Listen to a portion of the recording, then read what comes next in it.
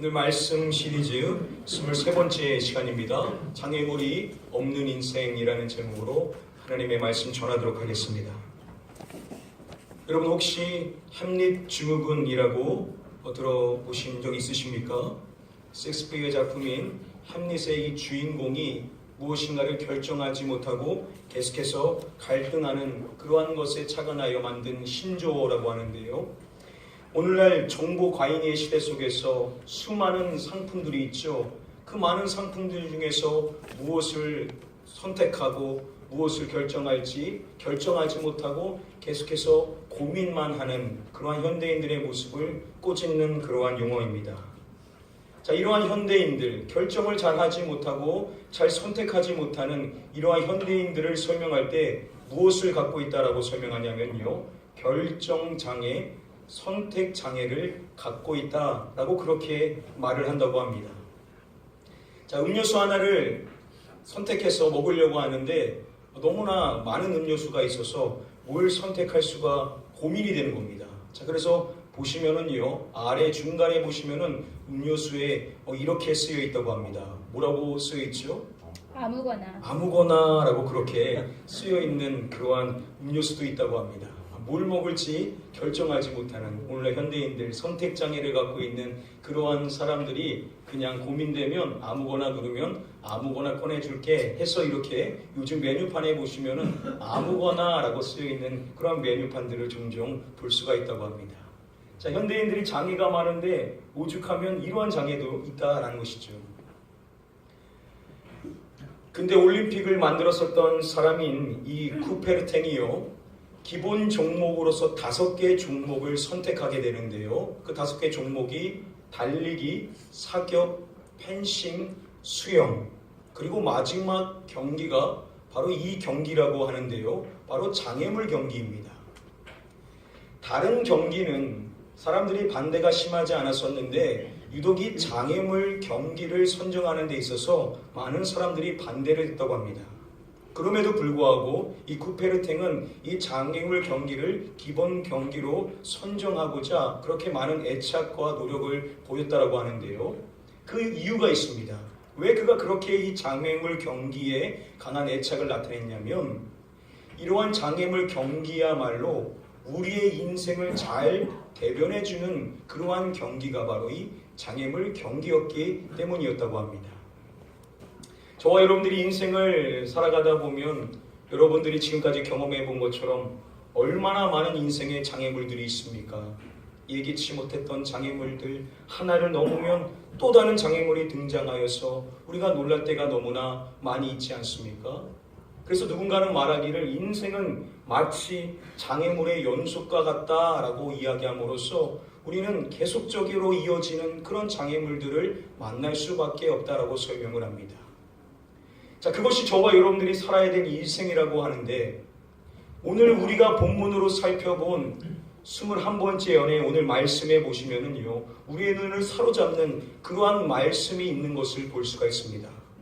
오늘 165절 말씀 보시면은 이러한 말씀이 있습니다. 장애물이 없으리다 라고 이야기합니다. 저와 여러분들의 인생은 장애물의 연속과도 같은 삶인데 어떠한 사람에게는 장애물이 없다라고 말하는 그런 놀라운 말씀의 고백이 오늘 본문 말씀 가운데 들어있는 것입니다. 여러분 놀랍지 않습니까? 어떻게 하면 장애물이 없을 수 있는 것일까요? 오늘 본문 말씀을 중심으로 어떠한 사람들에게 이러한 삶이 허락되는 것이고 또 그러한 삶을 누리기 위하여서 우리가 무엇을 실천해야만 하는지 오늘 본문 말씀을 중심으로 우리가 하나씩 같이 좀 살펴보기를 원합니다. 우리 다음에 본문 말씀 같이 한번 읽어보도록 하겠습니다. 주의 법을 사랑하는 자에게는 큰 평안이 있으니 그들에게 장애물이 없으리라. 여러분들이 잘 아시는 것처럼 시편 119편의 말씀은 8절씩 22개의 연으로 구성이 되어 있습니다. 전에도 한번 말씀드렸었는데요. 이 22개의 연 가운데 구분이 되는 연이 있습니다. 바로 13번째 연과 오늘 본문 말씀인 21번째 연은 다른 말씀과 명확한 대조점을 가지고 있습니다. 그것이 무엇이냐면요. 모든 시편의 말씀, 119편의 말씀을 보시면은 뭐뭐 하소서라는 이러한 강청하는 강구의 기도들이 하나 이상씩은 다 가지고 있다는 것입니다. 자, 그런데 오늘 본문의 말씀인 21번째 연의 말씀에 보시면은 그러한 강구의 내용이 단 한 차례도 등장을 하지 않는다라는 그러한 명확한 대조점을 가지고 있다는 것입니다. 우리가 지난주에 살펴봤었던 바로 앞의 연의 말씀인 20번째 연의 말씀을 보시면은 고난을 보시고 나를 건지소서, 나를 살리소서, 나를 살리소서라는 강구가 3번이나 나오는 것을 볼 수가 있습니다. 그의 고난이 너무나 극심하다 보니까 하나님 앞에 강청의 기도를 드릴 때 하나님 저를 건져주시고 살려주십시오라고 기도하지 않을 수가 없었다는 것입니다. 자, 그런데 바로 이어지는 오늘 본문인 21번째 연의 말씀에 보시면은 그러한 강구의 기도를 단 한 차례도 우리는 찾아볼 수가 없다라는 것이죠. 자, 그렇다고 한다면 우리가 쉽게 생각해 볼 수 있는 것은 앞에까지는 계속해서 고난이 있었지만 이번 21번째 연에서 본 시편의 저자에게 이제 고난이 없다, 이제 고난이 끝났나 보다라고 우리가 그렇게 쉽게 생각해 볼 수가 있을 것입니다. 자, 그런데 결코 그것이 사실이 아니라는 것을 오늘 21번째 연의 첫 절이라고 할 수 있는 161절 말씀을 보시면은 결코 그렇지 않다는 것을 우리는 쉽게 확인해 볼 수가 있습니다. 그는 말합니다. 고관들이 거짓으로 나를 핍박하오나 라고 말합니다. 여러분, 고관들은요 어떠한 사람들이냐면 큰 권세를 지닌 통치자들을 말합니다. 그런데 그러한 힘을 지닌 고관들이 본 시편의 저자를 어떻게 했다라고 이야기하냐면 거짓으로 핍박했다라고 성경은 이야기합니다. 힘을 지닌 권세자들이 자신을 핍박했다라는 것은 뭘 이야기합니까? 고난이 없어진 게 아니라 오히려 그 고난이 더 심해졌음을 이야기합니다. 힘 있는 사람이 나를 핍박하니까 그 고난은 더 커질 수밖에 없는 게 현실입니다.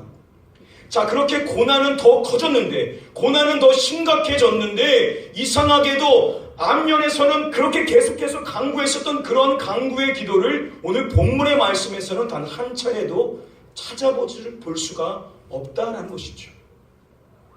여러분, 그 이유가 무엇일 것이라고 생각을 하십니까? 사도 바울이 하나님 앞에 기도할 때 3번이나 강청하며 강구했었던 그러한 기도의 제목이 있었죠. 자신의 이 육체의 가시를 떠나가게 해달라고 하나님 앞에 간곡하게 기도를 드렸던 것입니다. 그런데 그러한 기도를 그가 더 이상 드리지 않게 되는데요. 그 이유가 무엇이었냐면 주께서 그에게 말씀해 주실 때 내 은혜가 내게 족하도다 라고 말씀해 주신 이 말씀 때문이었습니다. 고난이 없어져서, 고난이 끝나서 그러한 강구를 더 이상 드리지 않은 것이 아니라 고난은 여전히 그에게 남아있음에도 불구하고 족한 은혜, 그에게 더 충분한 은혜를 그가 발견하게 되었더니 더 이상 그 문제를 놓고 기도하지 않아도 되게 되었다는 것입니다. 이런 점에서 봤었을 때 고난이 여전히 있고 오히려 큰 권세자들이 자신을 핍박하고 있음에도 불구하고 더 이상 그 문제를 놓고 오늘 본문의 말씀에서 강구를 하고 있지 않다라는 것은 무엇을 우리에게 시사해 주는 것이겠습니까? 본 시편의 저자에게 은혜가 임했는데 어떠한 은혜냐? 충만한 은혜. 더 이상 그것을 문제로 여기지 않을 만큼 충만한 은혜를 그가 누릴 수가 있었다는 것을 우리는 짐작해 볼 수가 있다는 것이죠. 아멘. 그런 충만한 은혜를 오늘 본문의 말씀은 이러한 단어로서 설명을 해주고 있는 것입니다. 165절 말씀 보시면은 이렇게 단어가 나와 있죠. 평안이라고 나와 있습니다. 이 평안이라고 번역이 된 히브리어 원어는 여러분들이 잘 아시는 샬롬이라는 단어입니다. 여러분, 이 샬롬이라는 단어는요, 저와 여러분들이 좋아할 만한 뜻을 다 갖고 있는 단어가 바로 이 샬롬입니다. 평안뿐만 아니라 번영, 안정, 그리고 형통, 건강, 이러한 모든 뜻을 다 갖고 있는 단어가 샬롬이라는 단어입니다. 그러니까 이 샬롬의 은혜를 누린다는 것은 매우 특별한 은혜를 누리는 것이라고 볼 수가 있다는 것이죠. 자, 그런데 오늘 본문의 말씀은 그러한 특별한 은혜인 샬롬을 이야기할 때 그냥 샬롬이라고 하지 않고 앞에 뭐라고 붙이고 있습니까? 큰 평안이라고 말하고 있는 것을 우리는 주목해야 됩니다. 우리가 지난주에 살펴봤었던 말씀 가운데 여기서 다 쓰였었던 이 큰 라바, 풍성한이라는 뜻을 가지고 있는 이 단어가 우리가 지난주에 살펴봤었던 말씀에도 등장하는데요. 바로 여호와 하나님의 긍휼을 설명할 때 이 단어가 쓰였습니다. 여호와여 주의 긍휼이 많으오니 했었을 때 이 많다라는 단어가 바로 라바라는 단어입니다. 여러분, 하나님의 긍휼이 얼마나 풍성합니까? 하나님의 긍휼이 얼마나 많냐는 것이죠. 그런데 그것을 설명할 때 라바라는 단어를 썼는데 오늘 특별한 은혜를 설명하는 샬롬을 이야기할 때 동일한 라바, 풍성한 그러한 단어를 쓰고 있다는 것은 그 평안의 분량이 어마어마하다는 것이죠. 이 샬롬의 은혜의 분량은 이루 형용할 수 없을 만큼 매우 풍성함을 오늘 성경의 말씀은 설명을 해주고 있는 것입니다. 이러한 특별한 은혜를 누렸다 보니까 고난이 계속되고 있음에도 불구하고 그 고난의 문제를 놓고 더 이상 강구하지 않아도 될 만큼 충만한 은혜를 누렸는데 그러한 충만한 은혜를 누린 인생을 설명할 때 이렇게 매력적인 단어로서 우리에게 설명해 주는 것입니다. 장애물이 없으리다. 우리가 이상 살펴본 바로 알 수 있는 사실은 이 말은 문자 그대로 장애물이 존재하지 않는다라는 의미는 아니겠지요. 여전히 본시편의 저자는 고난 가운데 있습니다. 오히려 그 고난은 더 심해졌습니다. 오히려 장애물로 여겨질 수 있는 요소들은 더 많이 있다는 것입니다. 그럼에도 불구하고 그가 큰 평안을 누렸다 보니까 장애물이 더 이상 그에게 장애물로 여겨지지를 않더라는 것입니다. 다른 사람은 다 걸려 넘어지게 되는데 더 이상 본시편의 저자에게 그 문제가 문제로 여겨지지 않다 보니까 그것이 장애물로 보여지지를 않게 되더라는 것입니다. 그러한 놀라운 은혜, 장애물이 없는 인생이다라고 설명하는 그러한 놀라운 은혜를 누릴 수 있는 그 비결이 뭐냐? 바로 큰 평안, 샬롬 라바.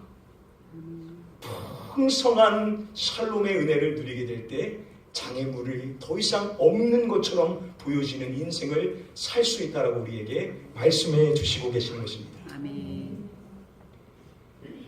19세기에 저명한 전도자였었던 D.L. 무디를 돕는 협력자 가운데 호레스 쇼 스패포드라는 그러한 평신도가 있었습니다. 그의 인생의 삶에 고난이 찾아오게 되는데요. 첫 번째로 1871년 그의 사랑하는 아들, 불과 4살인 사랑하는 아들을 선홍열로 잃게 되는 고난이 그의 인생에 찾아오게 됩니다. 그리고 몇 개월 지나지 않아 시카고에 대화재가 발생하게 됨으로써 그는 자신이 가지고 있는 모든 것을 잃어버리게 됩니다. 그러한 고난이 연속되고 됨에도 불구하고 그는 자신이 맡겨진 사명을 충성스럽게 잘 감당해 나가게 됩니다. 그렇게 2년의 시간이 흐른 이후 무디가 영국으로 부흥 집회를 하게 되는 일정이 잡히게 됩니다. 그 일정에 맞춰서 자신의 온 가족도 영국으로 향하게 되는데요. 자신에게 급한 업무가 있어서 자신은 나중에 가겠다 하고 자신의 사랑하는 아내와 4딸을 먼저 배로 보내게 됩니다. 그런데 안타깝게도 그 가족이 타고 있었던 그 배에 큰 사고가 발생하게 되고 이 사고로 인하여서 그는 사랑하는 4딸을 다 잃어버리게 됩니다.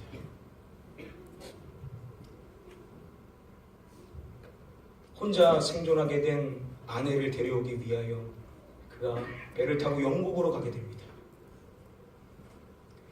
그리고 가는 그 시점에서 자신의 그 4딸이 사고당하게 됐던 그 바닷길을 지나가게 되는데 여러분 그 마음이 얼마나 비통하겠습니까?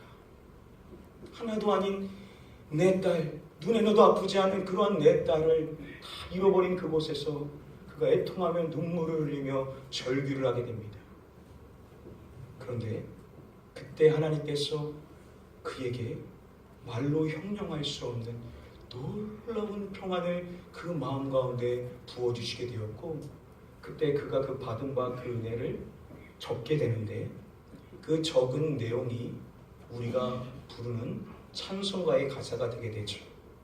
내 평생에 가는 길. 그는 이렇게 적었습니다.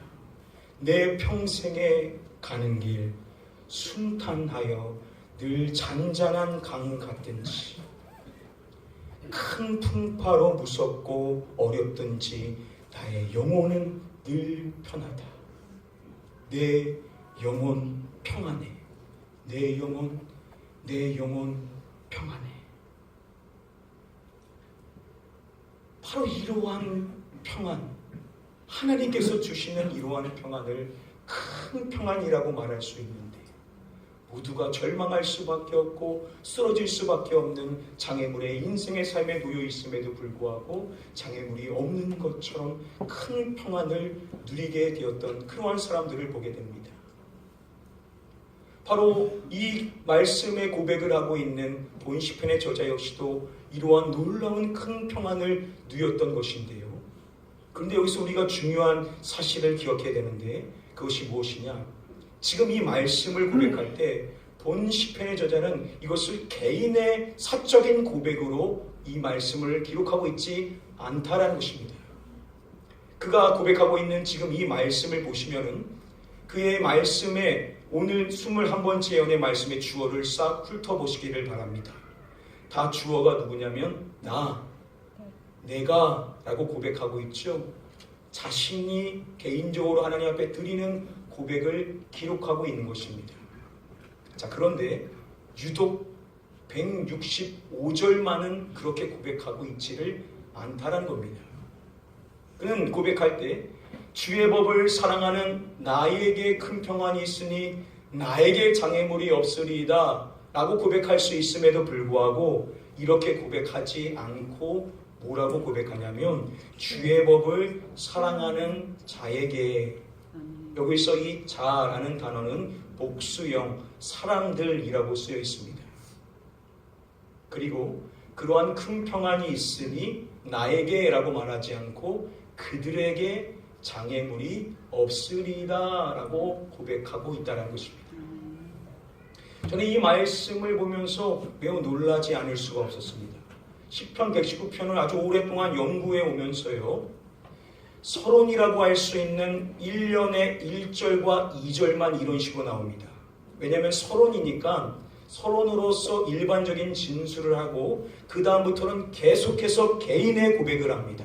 나에게 임했었던 이 은혜와 자신의 강구의 내용만을 하는데, 지금 오늘 본문 결론이 아닙니다. 아직 나머지 한 년을 남아 있습니다. 결론이 아님에도 불구하고 마치 결론을 맺는 것처럼 165절에서 개인의 고백이 아닌 일반적인 진술로서 사람들, 그들에게 평안이, 그들에게 장애물이 없을 것이다 라고 말하는 것은 매우 놀라운 고백을 그가 하고 있다는 것인데, 왜 그가 이렇게 개인의 고백이 아닌 그들, 사람들에게 그러한 평안이 있고 그들에게 장애물이 없을 것이다 라고 고백하는 이유가 어디에 있겠냐는 것입니다. 이 말씀을 통하여 우리에게 중요한 점을 시사해 주는 것인데요, 그것은 무엇이냐? 여러분, 이러한 특별한 은혜, 라바, 샬롬, 이러한 풍성한 샬롬은 어떤 특정한 사람들만이 누리는 은혜가 아니라는 것입니다. 이러한 은혜는 어떠한 특정한 사람에게만 국한되는 은혜가 아니라 다른 사람에게도 열려있는 은혜, 즉 저와 여러분들에게도 열려있는 은혜라는 사실을 우리는 깨닫는 자가 되어야만 될 줄 믿습니다. 아멘. 하나님께서 본 시편의 저자로 이것을 기록할 때 왜 개인의 고백으로 기록하지 않고 이런 식으로 고백할 수 있도록 기록하게 한 것이냐? 바로 우리에게 말씀해 주시는 것이죠. 이 고백을 하고 있는 그뿐만 아니라 이 말씀을 배우고 읽게 되는 저와 여러분들 역시도 하나님께서는 동일한 은혜를 누리기를 원하신다라고 말씀해 주시는 줄 믿습니다. 사랑하는 성도님들, 하나님께서는 저와 여러분들에게 이러한 풍성한 은혜를 주기 원하시는 분이시라는 사실을 깨달으시고 은혜를 사모하시는 저와 여러분들 되시기를 주님의 이름으로 간절히 축복드립니다. 이러한 큰 평안을 누리기 위하여서 우리는 무엇을 해야 되는지 살펴보기를 원하는데요. 그에 앞서서 이러한 평안을 누리게 되면 본 시편의 저자와 같이 우리가 변화되게 되는데 오늘 164절 말씀 보시면은 놀라운 말씀이 또 등장합니다. 뭐라고 이야기하냐면요. 내가 하루 몇 번씩이요? 7번씩 7번씩 주를 찬양하나이다 라고 이야기합니다. 여러분 성경어에서 7번은 주로 상징수로 쓰일 때가 많이 있죠. 그런 점에서 봤었을 때 이것을 어떻게 해석할 수 있냐면 그는 쉬지 않고 항상 찬양하는 삶을 살았다라는 해석을 할 수가 있습니다. 여러분 고난이 계속해서 이어지고 권세자들이 자신을 핍박하고 있는 고난이 심해지는 그 현실 속에서 그가 하루하루 하나님 앞에 드리는 매일마다 드리는 고백이 뭐냐? 찬양을 드렸다. 여러분 이것이야말로 저와 여러분들이 살아야 될 은혜의 삶의 모습이 아니겠습니까? 사랑하는 성도님들, 여러분들의 인생의 삶에 찬양이 끊이지 않는 어려운 삶 속에서도 늘 기쁨으로 하나님을 찬양할 수 있는 그런 은혜의 삶을 누리게 되시기를 주님의 이름으로 간절히 축복드립니다. 그러한 은혜의 삶이 되기 위하여 찬양의 삶, 그 삶을 누리기 위하여 우리가 큰 평안을 얻어야 되는데 그 평안을 누리려면 어떻게 해야 되냐? 다시금 165절로 돌아가기를 원합니다. 말씀해 보시면 이렇게 말하죠. 주의 법을 사랑하는 자에게는 큰 평안이 있으니. 하나님의 법을 어떻게 하는 자라고 이야기합니까? 사랑하는 자에게 큰 평안이 있으니 라고 이야기를 해주고 있습니다. 하나님의 말씀을 사랑할 때 바로 이러한 놀라운 은혜, 찬양이 끊이지 않는 놀라운 평강의 삶을 살 수 있다라고 말씀해 주는 것인데요. 자, 그렇다면 어떻게 우리가 하나님의 말씀을 사랑해야 되냐? 많은 말씀의 가르침을 드릴 수 있지만 오늘 본문의 말씀에 입각하여 두 가지만 말씀드리고 오늘 말씀을 맺고자 합니다. 어떻게 우리가 하나님의 말씀을 사랑해야 되냐? 오늘 본문 말씀을 보시면은 사랑이라는 단어가 3번 등장하게 되는 것을 볼 수가 있습니다. 우리가 앞서서 살펴본 165절에서 사랑이라는 단어가 쓰였고 그 앞에 쓰이고 그 뒤에 또 사랑이라는 단어가 쓰였습니다. 먼저 163절의 말씀에 사랑이라는 단어가 쓰였는데요. 우리 함께 다음의 말씀을 같이 한번 읽어보도록 하겠습니다. 나는 거짓을 미워하며 싫어하고 주의 율법을 사랑합니다. 그가 동일하게 주의 율법, 하나님의 말씀을 사랑함을 고백하고 있는데요. 중요한 것은 그가 이 고백을 하기 전에 앞서서 이렇게 말하고 있다는 것입니다. 나는 거짓을 미워하며 싫어하고 라고 이야기하고 있습니다. 하나님의 말씀을 사랑하는 것, 그 사랑은 어떻게 나타나게 되냐? 거짓, 악을 대표하는 그러한 거짓된 것들, 악된 것들, 제약된 것들을 미워하고 싫어해야 된다라고 본 시편의 저자는 우리에게 설명을 해주고 있는 것입니다. 다윗의 시로 알려져 있는 시편 97편 말씀에 보시면은 다윗이 이렇게 말합니다. 여호와를 사랑하는 너희여 악을 미워하라 라고 말합니다. 저와 여러분들이 하나님을 사랑한다라고 고백하죠. 그런 저희에게 다윗은 말하는 것입니다. 여호와를 사랑하는 너희여 악을 미워하라 라고 이야기하고 있습니다. 여러분, 하나님을 사랑하는 것은 어떻게 구체적으로 드러나야 되냐? 악, 죄를 미워하는 삶의 모습으로 나타나야 된다라고 다윗은 설명을 해주고 있는 것입니다. 사도 바울 역시도 이렇게 이야기합니다. 사랑에는 거짓이 없나니 악을 미워하고 선에 속하라 라고 말합니다. 저와 여러분들이 하나님의 사랑 안에 머물고 있다고 한다면, 하나님을 사랑한다고 한다면 그 모습은 어떻게 구체적으로 드러나야 되냐? 악을 미워하는 것으로 드러나야 된다 라고 성경은 계속해서 우리에게 강조하고 있다는 것입니다. 사랑하는 성도님들, 저와 여러분들이 하나님의 말씀을 사랑한다. 그 사랑은 추상적인 것이 아니라는 것입니다. 그 사랑은 반드시 어떻게 나타나야 되냐? 거짓된 것들, 제약된 것들을 미워하고 싫어하는 모습으로 나타나게 될 때, 그때 바로 하나님께서 우리에게 허락하시는 큰 평안이 임하게 될 것이다 라고 말씀하신다는 사실을 우리는 다시금 깨닫는 자가 되어야만 될 줄 믿습니다. 아멘. 여러분, 그래서 성경을 설명하는 가장 탁월한 말씀이라고 할 수 있는 디모데후서 3장 16절 말씀, 쉬운 성경어로 보시면 이렇게 되어 있는 것을 볼 수 있습니다. 모든 성경 말씀은 삶 가운데 무엇이 잘못되었는지 알게 해줍니다 라고 이야기합니다. 사랑하는 성도님들, 우리가 말씀을 가까이 하고 이 말씀을 읽고 이 말씀을 사모하게 될 때 가장 먼저 나타나게 되는 삶의 모습은 뭐냐? 과거에는 분별하지 못했었던 나의 삶의 모습 가운데 제약된 모습들, 잘못된 모습들을 발견하게 되고 그것을 미워하게 됨으로써 죄를 멀리하는 삶을 살게 된다라고 우리에게 말씀해 주시는 것입니다. 사랑하는 성도님들, 하나님의 말씀을 사랑하시되 악을 미워하고 죄를 멀리하며 회개의 삶을 실천하심으로써 주의 말씀을 사랑하시는 저와 여러분들 되게 되시기를 주님의 이름으로 간절히 축복하며 축원드립니다. 첫 번째로 우리는 악을 미워함으로 하나님의 말씀을 사랑해야 됨을 이야기하고요. 또한 오늘 본문 말씀 가운데 다음의 말씀인 167절 말씀에도 보시면은 사랑이라는 단어가 또다시 등장하는 것을 볼 수 있습니다. 우리 다음의 말씀도 같이 한번 읽어보도록 하겠습니다. 내 영혼이 주의 증거들을 지켜 싸우며 내가 이를 지극히 사랑하리라. 마찬가지로 본 시편의 저자는 내가 이를 주의 증거 하나님의 말씀을 지극히 사랑하나이다 라고 고백하고 있습니다. 그런데 이 고백을 하기 전에 마찬가지로 먼저 그가 무엇이라고 고백을 하고 있냐는 것입니다.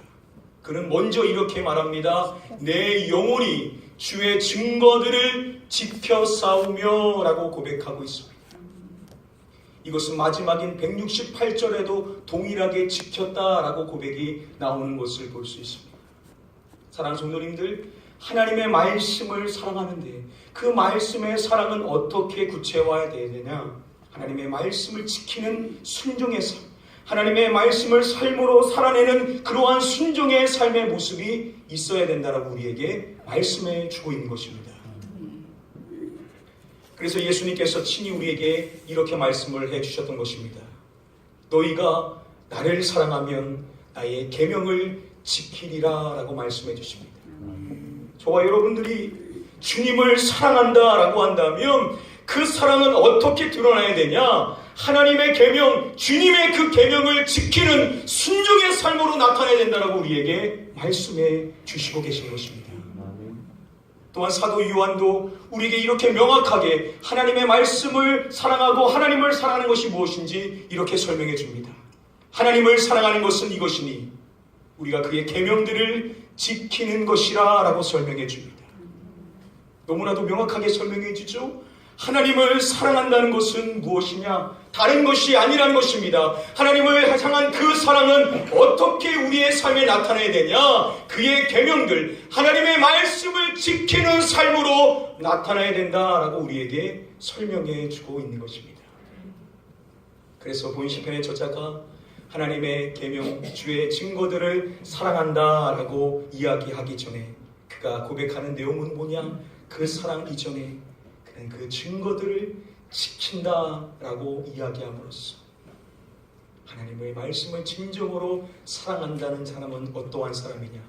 이 말씀대로 살아가고자 하는 사람, 이 말씀대로 순종하고자 하는 사람, 이 말씀을 지키기에 발부둥치며 이 말씀이 내 삶이 될 수 있기를 소망하며 걸어나가는 삶, 그러한 사람에게 하나님이 참 평안, 큰 평안을 주신다는 사실을 우리는 깨닫는 자가 되어야만 될 줄 믿습니다. 아멘.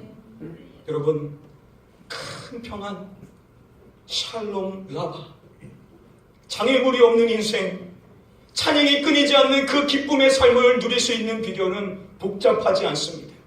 하나님의 말씀을 사랑하는데 그 사랑은 어떻게 나타나야 되냐? 먼저 우리는 악을 미워하는, 죄를 미워하는, 회개하는 삶으로 나타나야 되고, 또한 동시에 그 말씀을 지키는 순종의 삶으로 말씀을 사랑했대.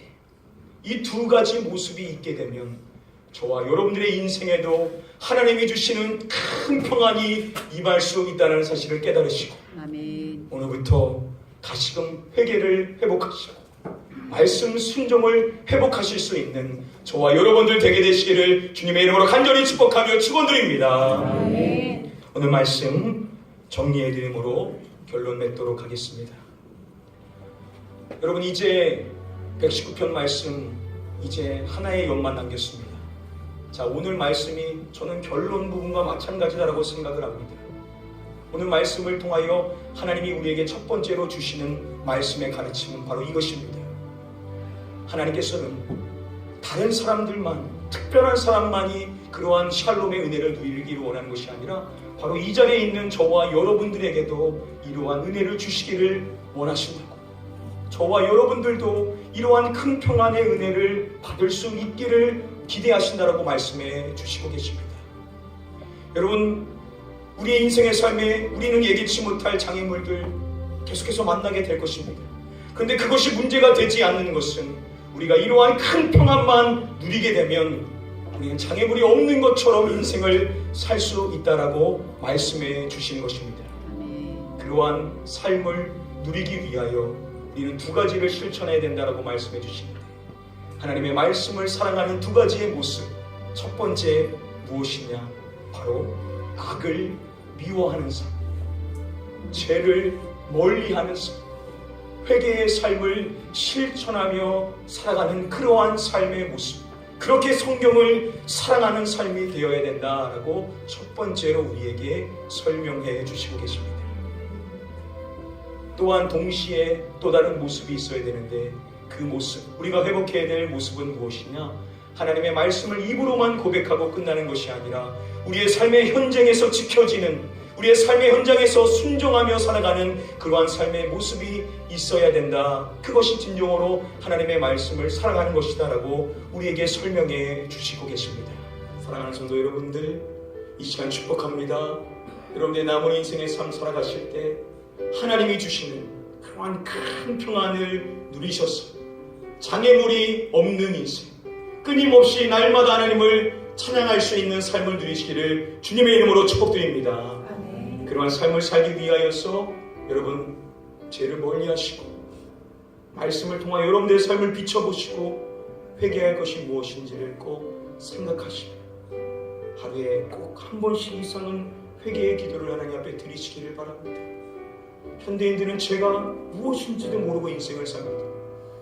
오늘날 현대 크리스찬들은 죄가 무엇인지 모르고 인생을 사는 것이 가장 큰 불행의 모습입니다. 여러분, 회개할 때 평안이 임한다라고 말씀하시니 여러분 기쁨으로 회개하십시오. 그리고 말씀을 꼭 실천하고자 여러분들의 삶으로 움직이고 뛰심으로 말미암아 하나님이 주시는 삶 평안을 누리실 수 있게 되시기를 주님의 이름으로 간절히 축복하며 축원드립니다. 지난 한 주간 어떻게 말씀 암송하셨는지 준비된 영상 잠시 한번 보도록 하겠습니다.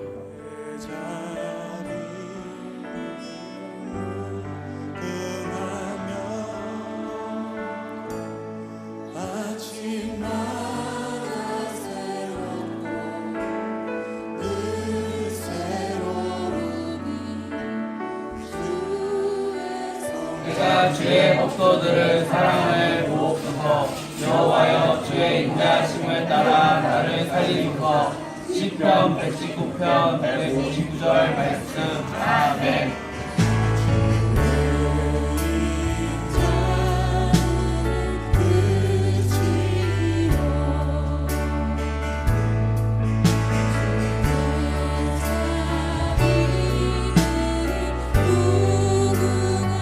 계속해서 말씀 네이버 카페 인증해 주시는 분들 감사드리고요. 함께 동참해 주시기를 부탁을 드립니다. 자, 이제 우리가 한 주간 붙잡아야 될 암송할 축복의 말씀 25번째 말씀입니다. 시편 119편 165절 말씀 카드 있으신 분들 말씀 카드 보시면서 우리 같이 한번 천천히 읽어보도록 하겠습니다. 시작. 주의 법을 사랑하는 자에게는 큰 평안이 있으니 그들에게 장애물이 없으리다.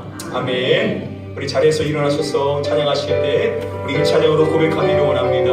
내가 주인 삶은 모든 것 내려놓고 내 주 대신 주 앞에 나가 내가 사랑했던 모든 것 내려놓고 주님만 사랑해.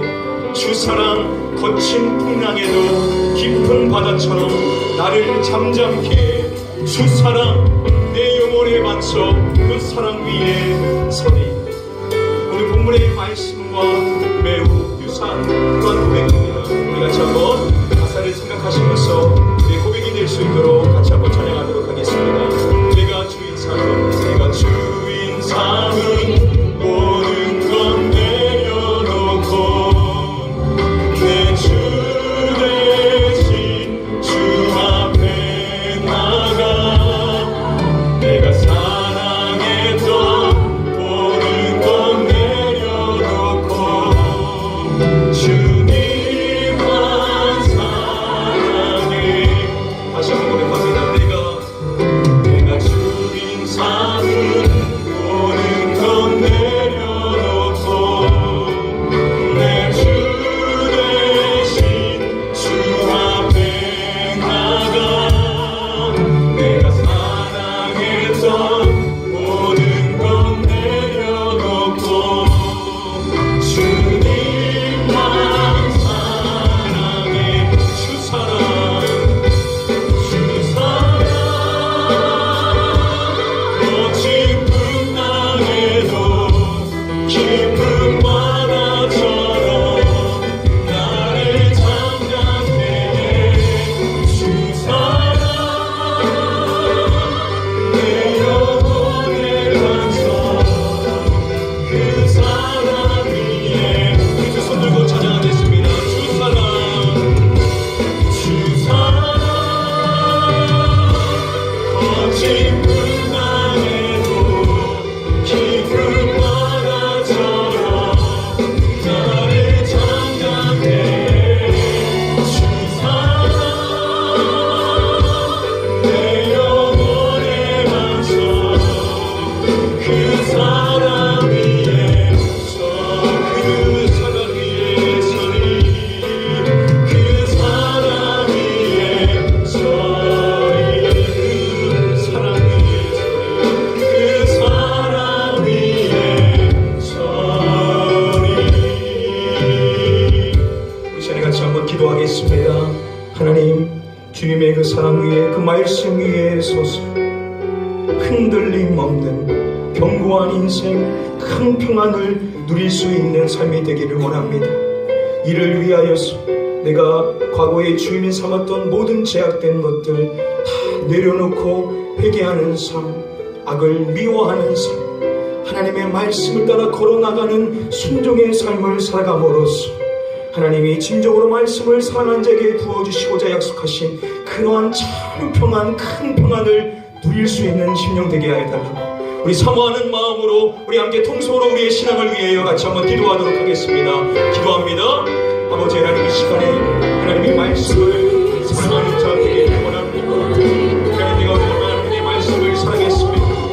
하나님의 말씀을 사랑한다 하겠습니다. 악을 미워하지 않고 죄를 멀리하지 않고 회개의 삶을 멀리했습니다. 지난날의 죄악을 용서하여 주시옵시고 하나님만 주인 삼으시고 하나님만이 내 삶의 주인 되실 수 있도록 나의 모든 것의 구성을 내려놓고 오직 주의 말씀 앞에 굴복할 수 있는 자 되기를 원합니다. 하나님, 악을 미워하게 해주셨습니다. 죄를 미워하게 해주셨습니다. 말씀을 통하여 죄악을 깨달아 내 안에 있는 내적인 죄악 벗어버리고 주의 말씀만 살아갈 수 있는 자 되기를 원합니다. 하나님의 말씀이 입술로만 고백되는 것이 아니라 주여 주여 입술만 살아있는 자가 아니라 삶으로 실천하며 순종할 수 있는 자 되므로 말미암아 말씀을 사랑한 자 가운데 예비해 놓으신 놀라운 큰 평안을 누릴 수 있는 자가 되기를 간절히 소원하며 기도하오나니 하나님의 이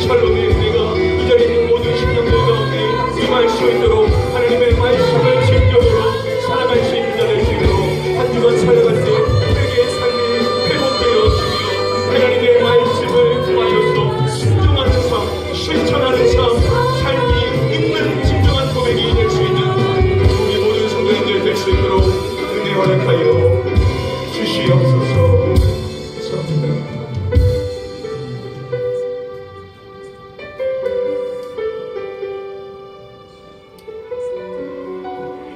아버지 하나님, 장애물의 연속과도 같은 우리의 고난의 삶 가운데 오늘 주신 생명의 말씀, 주의 법을 사랑하는 자에게 큰 평안이 있나니 그들에게 장애물이 없을 것이다 말씀하신 이 말씀을 우리의 이 가슴에 새기며 더 이상 환경을 탓하지 않고 하나님의 말씀을 진심으로 사랑하지 못했었던 나의 과거의 연약함과 나의 죄악을 분별하며 다시금 주의 말씀을 진실로 사랑하는 자가 될 수 있도록 먼저 악을 미워하는 삶, 죄를 멀리하는 삶, 회개의 삶을 실천할 수 있는 이 자리에 있는 성숙한 주의 백성들 다 될 수 있도록 하나님 은혜를 허락하여 주시옵소서. 하나님 입술로만 주님을 사랑한다 고백하는 것이 아니라 우리의 삶으로 순종으로 실천으로 가정에서부터 순종하며 살아갈 수 있는 삶이 있는 진정한 말씀을 사랑하는 자가 될 수 있기를 원합니다. 우리의 힘으로 되는 것이 아니라 주님의 은혜로 가능한 줄 믿사오나니 주여 우리 모든 성도님들에게 은혜를 부어주시사 각 가정에서부터 말씀이 살아나는, 말씀이 실천되어지는, 말씀이 순종되어지는 그러한 삶이 있는 진정한 말씀 사랑이 있는 우리 모든 성도님들 될 수 있도록 하나님 우리 모든 성도님들에게 은혜를 부어 주시옵소서. 그래서 하나님의 말씀을 진정으로 사랑하는 우리의 신앙이 회복되어지고 더 이상 장애물이 장애물로 여겨지지 않는 삶, 고난 속에도 찬양이 끊이지 않는 진정한 평강의 은혜의 삶을 누릴 수 있는 이 자리에 있는 모든 복된 손님들 다 되게 축복하여 주시옵소서. 이제는 우리 주 예수 그리스도의 은혜와 아버지 하나님의 무한하신 사랑과 성령님의 감화감동 위로교통 축복 충만하신 은혜가 하나님의 말씀을 진실로 사랑하기를 결단하며 머릿속에 사랑하는 성도님들 머리 위에와 그 가정과 그 일터 위에와 우리 가나안 교회 위에 영원토록 함께 계시옵기를 간절히 축복하며 축원드리옵나이다. 아멘.